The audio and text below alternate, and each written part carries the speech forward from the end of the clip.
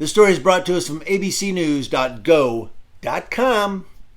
This is the one you all have been waiting on. A lot of people have been talking about this one. I'm going to tell you what ABC News said about it right here, right now. The 10th Circuit Court of Appeals ruled to us what we already knew. What we already knew was true. People have a right protected by the First Amendment of the United States Constitution. And I'm sure there's a state constitution in Colorado that affords the same thing. But it's the right to film police while they work. A Western U.S. appeals court ruled Monday in a decision that concurs with decisions made by 6 of the nation's other 12 appeals courts. So 13 appeals courts now have said we have the right to film police in the course of their work. We already knew that, right? I mean, California's state constitution says in Article 1, Section 2 that the liberty of speech and press shall not be prohibited by any law. I mean, I think I got it a little backwards there, but it basically says that no law shall be made to prohibit the liberty of speech and press. We have the right to free press. We want to go film the police in public. There's no law that prohibits that, according to the state constitution. And of course, then you have the federal constitution, which says under the First Amendment, we have the right to free press.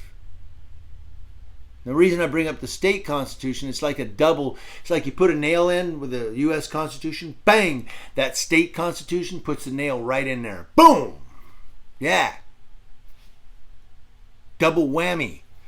The 10th Circuit Court of Appeals in Denver ruling came in the case of a YouTube journalist and blogger, I call him a First Amendment auditor and cop watcher, who claimed that a suburban Denver officer blocked him from recording a 2019 traffic stop. Citing decisions from the other courts over the 2 decades, as well as First Amendment principles, the 10th Circuit Court of Appeals said the right to record police was clearly established at the time and reinstated the lawsuit of the blogger Abate Irizarry. Mr. Irizarry, I am subscribed to your YouTube channel. I do watch it. A 3-judge panel from the court said that Mr. Irizarry's right to film the police falls squarely within the First Amendment's core purposes to protect free and robust discussions of public affairs, hold government officials accountable, and check abuse of power. Amen. Did you hear that? Our right to film the police falls within the First Amendment's core purposes to protect free and robust discussions of public affairs, hold government officials accountable, and check abuse of power. Check abuse of power. Do I need to say it again?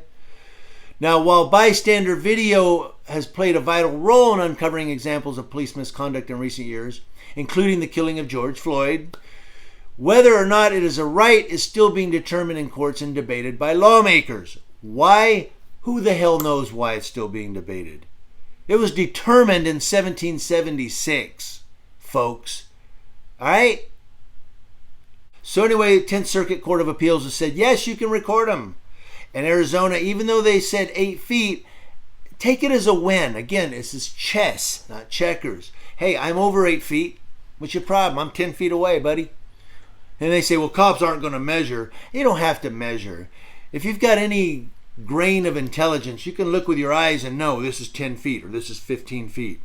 Not maybe on the hash mark, but approximately, yeah, I'm 10 feet away. Come on, guys.